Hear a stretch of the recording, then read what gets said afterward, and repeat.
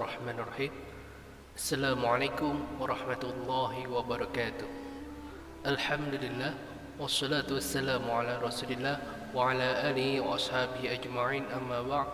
Alhamdulillah, hari ini kita dapat bertemu pada pembelajaran pendidikan agama Islam dan budi pekerti.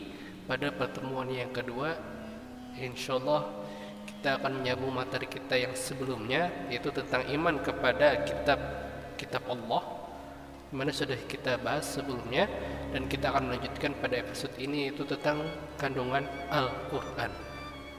Nah, pada episode sebelumnya kita sudah membahas tentang iman kepada kitab-kitab Allah, itu dimana Al-Quran sudah mengakui bahwa memang sebelumnya telah diturunkan Alkitab kepada nabi-nabi yang ditentukan, seperti Nabi Musa tentang Taurat, ya, kemudian Daud dan Nabi Isa, yaitu kitab-kitabnya Zabur dan Injil, di mana kitab-kitab sebelumnya itu diturunkan kepada nabi-nabi sebelumnya memiliki kesamaan, yaitu diperuntukkan untuk khusus bagi Bani kaum Israel. Nah, pada Al-Quran, yaitu Alkitab yang terakhir, ini diturunkan sebagai Al-Quran yang untuk global, menyeluruh kepada seluruh umat manusia, hudal linnas, sebagai petunjuk bagi seluruh umat manusia. Nah, bagaimana kandungan Al-Quran itu sih? Oke, kita akan bahas pada materi pada video ini. Oke, sebelum kita mulai materi pada kali ini, marilah kita berdoa semoga apa yang kalian pelajari dapat kalian pahami. Amin ya rabbal alamin. Amin ya rabbal alamin. Bismillahirrahmanirrahim. Alhamdulillahirabbil alamin. Wassalatu wassalamu ala asyrafil anbiya'i wal mursalin sayyidina maulana Muhammad wa ala alihi washabbihi ajma'in. Raditu billahi rabba wa bil islami dina wa bi Muhammadin nabiyya wa rasula. Rabbi zidni ilma warzuqni fahma bi rahmatika ya arhamar rahimin. Walhamdulillahi rabbil alamin. Kemudian kita akan lanjut pada materi kita. Alhamdulillah, kita sudah membahas beberapa bagian A, makna beriman kepada kitab Allah, dan yang sekarang yaitu tentang Al-Quran sebagai pedoman hidup bagi umat Islam. Bagian kedua yaitu kandungan Al-Quran. Kenapa Al-Quran sebagai pedoman hidup? Kita lihat isi kandungannya dulu, tentang apa saja sih sehingga Al-Quran ini bisa digunakan sebagai pedoman hidup bagi umat Islam. Yang A, memiliki isinya itu tentang tauhid atau keimanan. Tauhid berasal dari kata wahada yuwahidu tauhidan, artinya menyatukan, yaitu menyatukan bahwa Tuhan yang berhak disembah satu-satunya hanyalah Allah, cuma satu, yaitu Allah. Kalau ada Alkitab yang mengajarkan bahwa Tuhan yang disembah itu ada beberapa, tidak cuma satu, maka itu adalah ajarannya tidak sesuai dengan ilmu tauhid, maka itu tidak akan sesuai. Yang kedua, ibadah atau hubungan manusia dengan Allah. Di dalam kandungan Al-Quran ada ajaran ibadah, yang dimana ibadahnya ini adalah hubungan manusia dengan Allah. Contohnya sholat, puasa, zakat, naik haji, ya, itu semuanya lillahi ta'ala, diniatkan hanya untuk Allah Ta'ala. Tidak ingin dilihat Allah, tidak ingin dilihat orang lain, hanya ingin dilihat Allah, ya, yang dimana dia tidak ingin pamer dalam kehidupannya. Nah, hubungan dengan manusia dengan Allah ini sudah ditentukan dalam Al-Quran. C, akhlak atau tingkah laku manusia dengan Allah, sesama manusia atau dengan semua ciptaan Allah. Jadi yang kandungan Al-Quran juga berisi tentang akhlak atau tingkah laku manusia dengan Allah. Laqad kana lakum fi Rasulillahi uswatun hasanah. Sungguh ada pada diri Rasulullah itu adalah teladan yang baik. Tingkah laku itu sudah diajarkan oleh baginda kita Muhammad sallallahu alaihi wasallam, tentang bagaimana akhlak beliau sudah diajarkan. Dan wakana khuluquhul Quran, dan akhlaknya Rasulullah itu adalah akhlaknya sesuai dengan Al-Quran, akhlaknya itu kayak Al-Quran. Nah, Jadi akhlaknya itu ada hubungan dengan manusia dengan Allah, ada akhlak antara manusia dengan semua ciptakannya, sesama manusia, ataupun manusia dengan hewan, dengan tumbuhan. Itu sudah ada diajarkan dalam kandungan Al-Quran. D. Tentang sejarah atau cerita dan kejadian umat terdahulu. Dalam Al-Quran banyak sekali menceritakan nabi-nabi, ya. Contohnya Nabi Musa, kisah Ali Imran, ya, kisah Bani Israel dalam surah Al-Baqarah, ya. Nah, dan berbagai macam itu diceritakan kisah-kisah cerita terdahulu, ya, yang dimana itu diyakini benar, ya, dan para ahli kitab setelahnya mengakui kalau isi dalam Al-Quran itu benar-benar telah terjadi pada zaman dahulu. Artinya Allah maha mengetahui sejarah dari zaman dulu sampai zaman sekarang, dan terkuak lagi dalam Al-Quran, diabadikan lagi dalam Al-Quran cerita-cerita yang bisa diambil hikmahnya, baik itu hikmah positif maupun hikmah mencegah kita daripada perbuatan maksiat.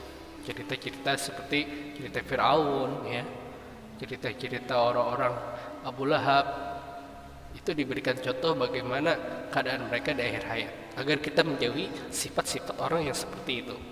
Nah, yang ada kandungan Al-Quran itu sifatnya adalah muamalah, yaitu hubungan manusia dengan manusia. Nah, muamalah ini ada halnya seperti kayak berdagang, berjualan, ya.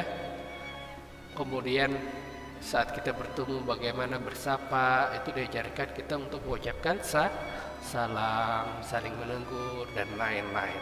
Ini kandungan pokok yang ada dalam Al-Quran. Luar biasa isinya, dan itu terdapat dalam Al-Quran yang 30 juz itu, ya. Kemudian yang terdapat di dalam Al-Quran itu ada janji dan ancaman. Jadi isi dalam Al-Quran itu ada janji dan ancaman. Janji, innalladzina amanu wa 'amilus solihati khalidina fiha abada. Sungguhnya bagi orang yang beriman dan beramal saleh, ya, mereka akan diberikan janji, yaitu surga, di mana di surga itu tidak akan kehausan untuk selamanya, tidak akan merasakan haus, karena di bawahnya juga sudah ada air telaga dari susu, sehingga manusia yang tempatkan di surga, maka dia akan sangat bahagia di dalamnya. Tapi ada juga ancaman, ya. Itu kabar gembira bagi orang beriman. Tapi kalau ancaman itu peringatan bagi orang yang ingkar. Innalladzina kafaru, sungguhnya bagi orang yang kafir, ancamannya apa? Nari jahannam khalidina fiha abada.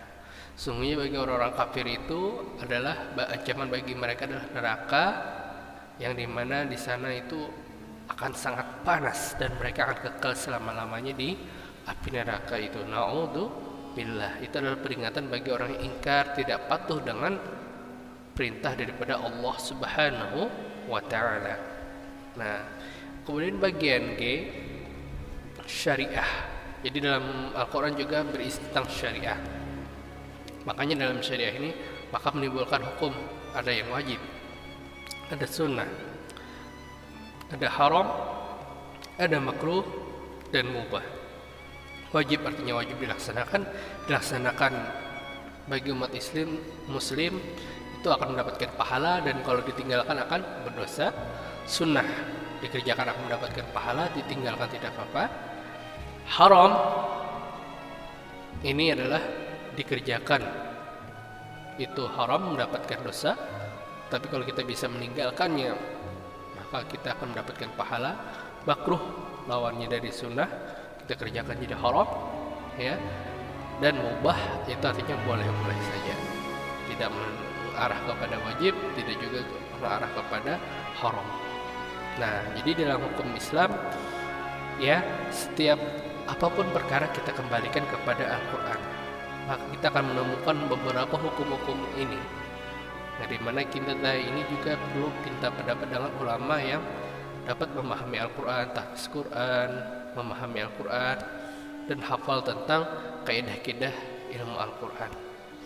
Dan yang terakhir ada ilmu pengetahuan, ilmu yang terbentang di seluruh langit dan bumi. Ilmu pengetahuan yang ada di Al-Quran juga banyak disebutkan. Contohnya proses terlahirnya seorang bayi, maka manusia itu berasal dari tetes air mani, ya, kemudian menjadi segumpal darah, kemudian menjadi segumpal daging, kemudian menjadi segumpal berisi tulang belulang, ya, sampai akhirnya menimbulkan telinga. Itu diceritakan terlebih dahulu dalam Al-Quran, dan kemudian diakui oleh ilmu sains bahwa Al-Quran ini benar adanya seperti itu sebelum terjadinya pembedahan kepada manusia, sebelum teknologi secanggih sekarang. Jadi ilmu pengetahuan itu sudah diceritakan di seluruh langit dan bumi, ya. Tentang teknologi dalam perkapalan itu sudah diceritakan dalam Al-Quran, karena ilmu Allah itu maha luas, masya Allah, ya. Bukti-bukti akli 3, ya. Bukti-bukti akli itu adalah bukti-bukti yang dapat diterima secara akal, ya. Bukti-bukti yang bisa kita terima secara akal yang menunjukkan bahwa Al-Quran adalah kalamullah, ya, yang bisa dilogiskan, ya. Bukti-bukti akli yang menunjukkan bahwa Al-Quran adalah kalamullah, perkataan Allah, bukan perkataan buatan-buatan manusia. Al-Quran pernah menantang orang Arab untuk membuat semisal dengan Al-Quran, tapi tidak ada seorang pun hingga sekarang yang mampu membuat satu ayat yang sepadan dengan Al-Quran. Ini sudah ada dalam Al-Baqarah, ya. Wa in kuntum fi raibin mimma nazzalna 'ala 'abdina fa'tu bi suratin min mislih. Jika seandainya kamu ragu tentang apa yang diturunkan Allah, maka fa'tu bi suratin min mislih, maka buatlah satu surah saja tantangan Allah kepada orang-orang Arab. Terkumpul nih orang-orang Arab yang ahli dalam logohnya, yang ahli bersyair, ya, yang ahli dalam berkata-kata. Mereka berkumpul, walaupun mereka meminta bantuan dengan jin-jin mereka, maka mereka tidak mampu membuat Al-Quran yang sepadan dengan Al-Quran. Al-Quran ini memiliki 3 aspek, ya.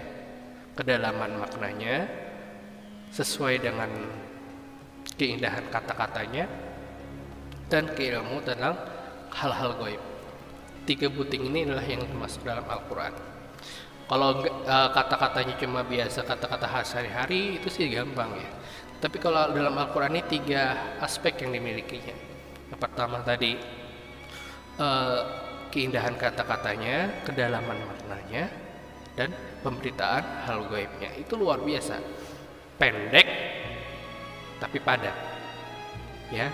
Kata-katanya, kalau keindahan katanya dalam ayat Al-Quran selalu satu tema. Turja'un, alimun, samidun, hamidun. Dalam ujung-ujungnya itu pasti sama dalam satu surah. Itu prosanya menandakan bahwa dalam Al-Quran itu tidak ada buat-buatan, sehingga Al-Quran ini dinyatakan tak ada yang bisa membuatnya kecuali hanyalah Allah Subhanahu wa Ta'ala. Sedangkan yang menuturkan itu Nabi Muhammad itu adalah Al-Ummi, bukanlah seorang ahli syair, bahkan dia hanyalah seorang yang tidak bisa membaca, tapi dia bisa menuturkan Al-Quran. Tentu secara akal gak mungkin Nabi Muhammad sendiri yang membuat. Pasti ini adalah dituntun oleh Allah Subhanahu wa Ta'ala menyampaikan risalahnya kepada umat manusia. Nah, itu.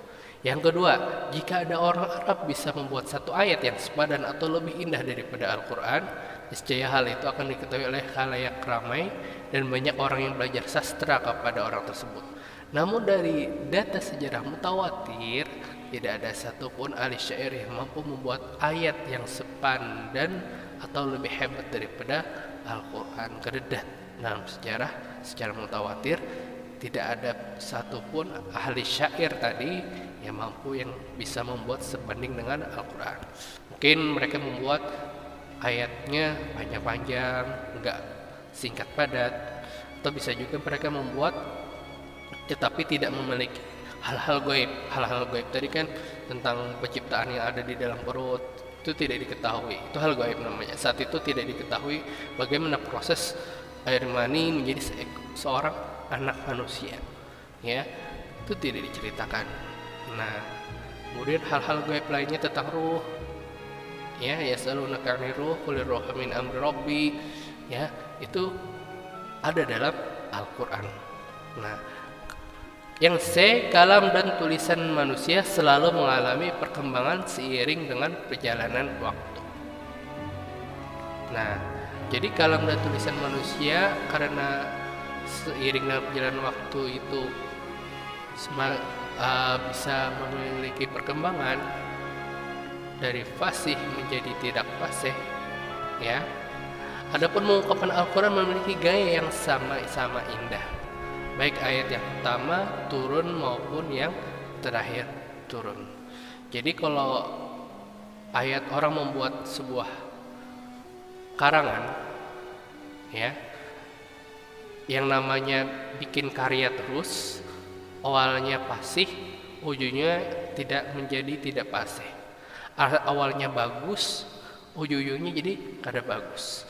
Tapi karya yang ada dalam Al-Quran ini tidak ada yang menurun, semuanya bagus terus, ya. Ibarat orang membuat karya cerita novel, kadang ada cerita novelnya yang tidak bagus, kadang ada yang bagus, kesana ada yang bagus, kadang turun lagi kadang bagus.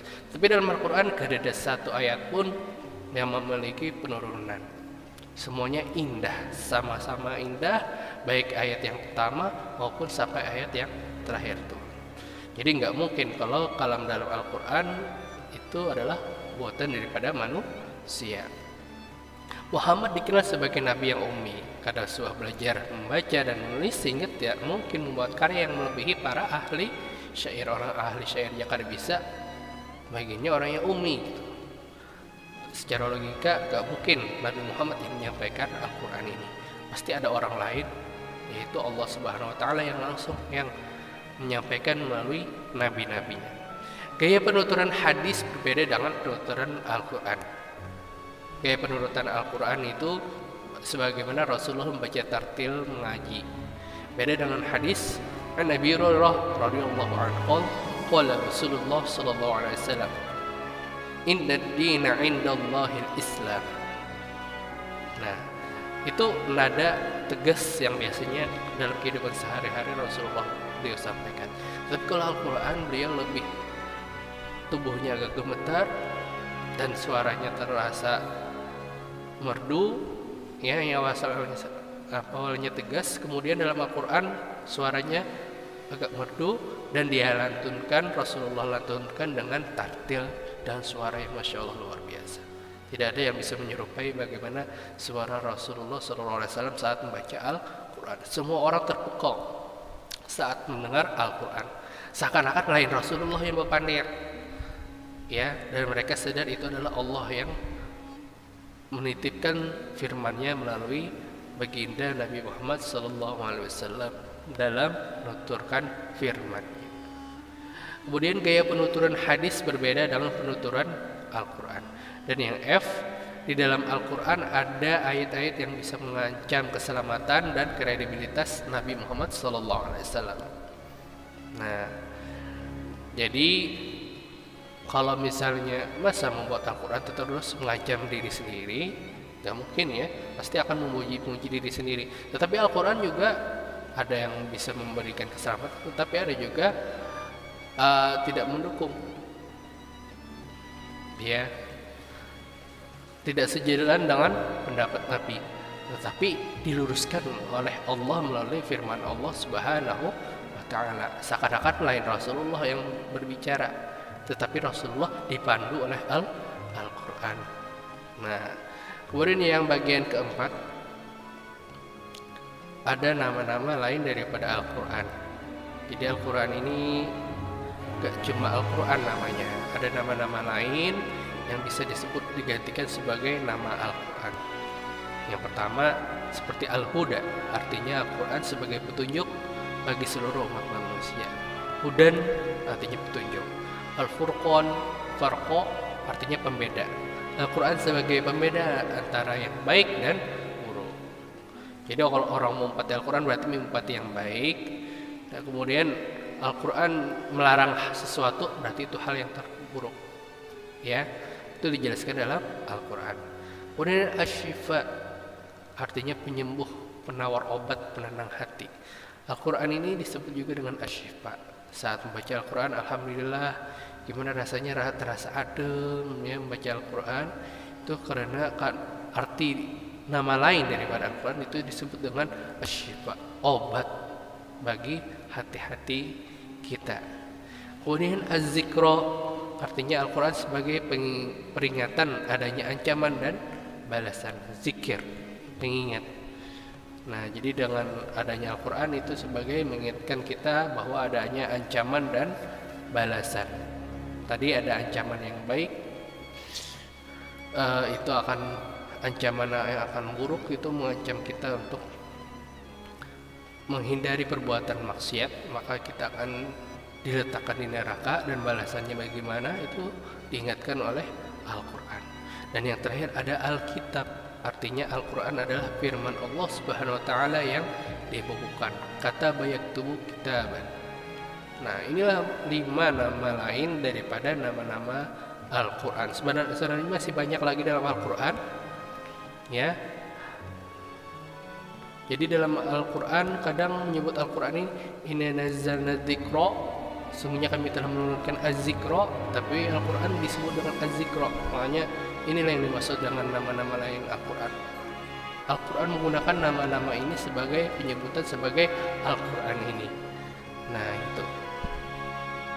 Kemudian bagian terakhir C, perilaku beriman kepada kitab-kitab Allah dan hikmahnya. Bagaimana perilaku kita setelah kita memahami, mengetahui bagaimana kitab-kitab yang telah lalu dan mengetahui ada kitab Al-Quran yang luar biasa. Bagaimana perilakunya? Beriman kepada kitab-kitab Allah termasuk hal yang pokok dalam akidah iman kepada kitab-kitab Allah Subhanahu wa taala. Bukan hanya berlaku keimanan kepada Al-Quran saja, melainkan terhadap kitab-kitab sebelum Al-Quran lainnya. Perilaku beriman kepada kitab-kitab Allah. Beriman kepada kitab-kitab Allah ada 2 cara sebagai berikut. Yang pertama, beriman kepada kitab-kitab sebelum Al-Quran. Bagaimana caranya? Yaitu yang pertama meyakini bahwa kitab itu benar wahyu Allah. Kita yakin aja bahwa kitab-kitab Taurat, Zabur dan Injil itu adalah benar-benar dari Allah. Bukan karangan Nabi Musa, bukan karangan Nabi Isa, ya, bukan karangan Nabi Daud. Itu adalah dari Allah Subhanahu wa taala. Hanya saja tinggal pengikutnya saja apakah mengubah isi wahyu itu, ya, sehingga itu tidak bisa dikatakan lagi sebagai wahyu Allah kalau memang ada sekarang. Kita meyakini pada zamannya, pada zaman Nabi Musa, pada zaman Nabi Isa, pada zaman Nabi Daud, saat diturunkan itu benar-benar wahyu Allah, ya. Gak tahu sekarang apakah sudah dirubah atau tidak, ya, karena entah dirubah atau tidak, sekarang sudah ada ayat kitab Allah yang terakhir, yaitu Al-Quran yang kita imani satu-satunya kitab. Yang kedua, meyakini kebenarannya saja, tidak boleh mengamalkannya. Jadi kalau dalam, ya, kata Bapak kemarin, ada namanya puasa Nabi Daud, hari ini puasa, besoknya tidak puasa, besoknya lagi puasa, ya. Itu adalah kita meyakini kebenarannya saja, tidak diwajibkan kita mengamalkannya. Nah, tidak boleh kita mengamalkannya. Dimana puasa kita itu puasa Ramadan, kalau kita mengikuti sunnah Rasul itu ada puasa Senin dan Kamis, ya. Kemudian lagi dalam kitab-kitab sebelumnya bagaimana cara mencuci hadas, bahkan ada mereka sampai memotong kain, ya, karena tidak ada cara membersihkannya. Tetapi dalam Al-Quran Rasulullah mengajarkan mencucinya saat mengenai najis mughalazah, najis yang berat, maka mereka bisa membersihkannya dengan mencuci 7 kali, sekalinya dengan tanah. Itu bisa dibersihkan. Nah, itu dimana tiap-tiap ajaran dalam kitab-kitab sebelumnya itu mungkin berbeda, tetapi kita akan mengikuti ajaran yang ada pada kitab Al-Quran saja. Yang B, beriman kepada kitab Allah. Bagaimana cara beriman kepada Al-Quran? Sebagai berikut, yaitu pertama, kita yakin bahwa Al-Quran itu benar-benar wahyu Allah, bukan karangan Nabi Muhammad SAW. Yang kedua, meyakini bahwa isi Al-Quran dijamin kebenarannya tanpa ada keraguan sedikit pun. Nah, sebagaimana sesungguhnya kami menurunkan Al-Quran dan kami juga yang menjaganya. Dalam Al-Quran, ya, inna nahnu nazzalna dzikra wa innahu lahafizun. Sungguhnya kami menurunkan Al-Quran dan kami juga menjaganya. Dari kata kami itu ada peran daripada umat-umat muslim, yaitu para hafiz dan hafizah di seluruh dunia. Secara tradisi itu adalah mereka menghafalkan seluruh ayat suci Al-Quran yang 30 juz itu, ya, enggak cuma satu juz, enggak, tapi 30 juz itu dihafalkan. Tiap tahun pasti ada seorang yang tamat hatam menghafal Al-Quran, ya. Bahkan mereka saking semangatnya karena ada hadis-hadis Rasul dan janji-janji daripada Allah, ganjaran pahala surga bagi orang-orang yang menghafalkan Al-Quran. Masya Allah, semoga kita dapat menjadi seorang hafizah Al-Quran. Kemudian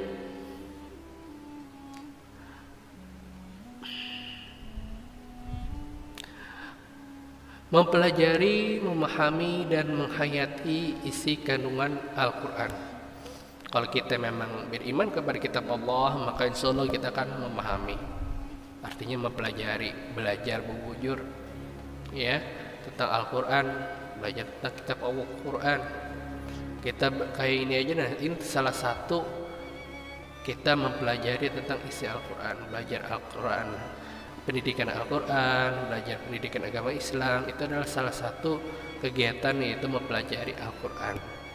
Kemudian kita menghayati, apa hikmahnya, kita pahami isi kandungan, lalu kita amalkan dalam kehidupan sehari-hari. Bagian 4, mengamalkan ajaran Al-Quran dalam kehidupan sehari-hari.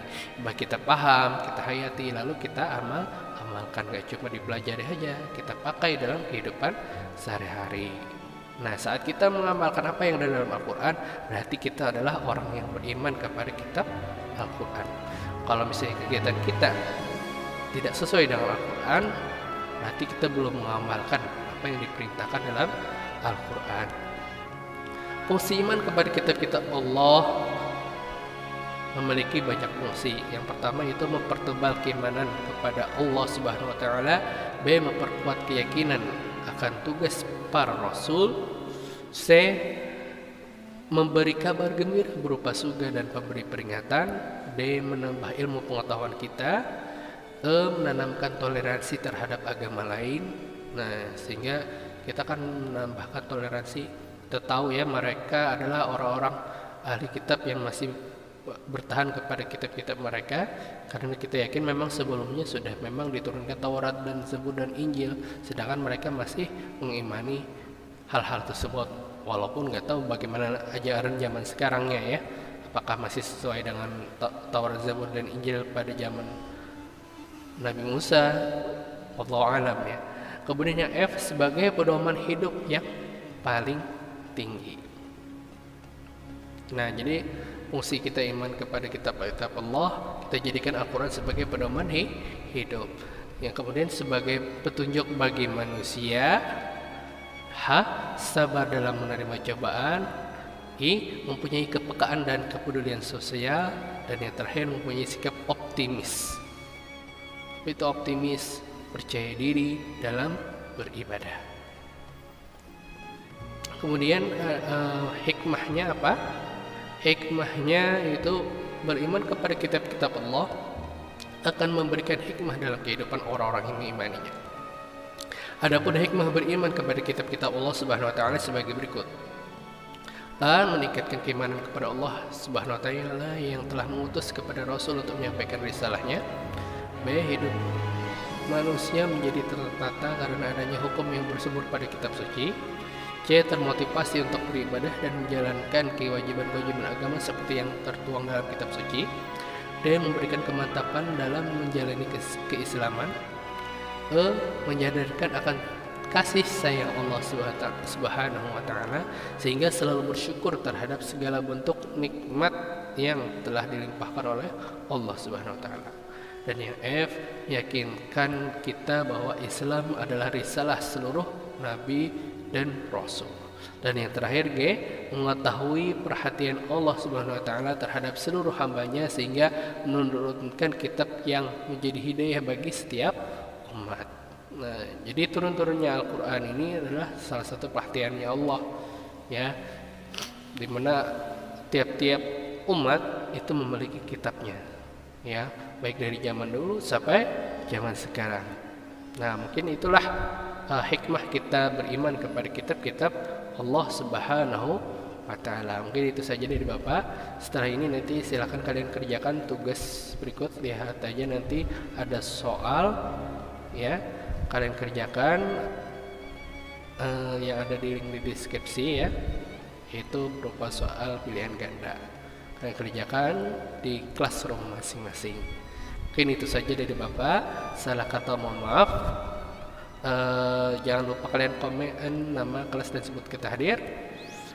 Jangan lupa kalian subscribe channel ini untuk mengetahui update dan informasi materi-materi dari Bapak, tugas-tugas dari Bapak yang terbaru berkaitan dengan pembelajaran Bapak, pendidikan agama Islam dan budi pekerti ataupun pendidikan Al-Quran. Nah, mungkin itu saja dari Bapak. Salah kata mohon maaf. Wabillahi taufiq wal hidayah. Wassalamualaikum warahmatullahi wabarakatuh.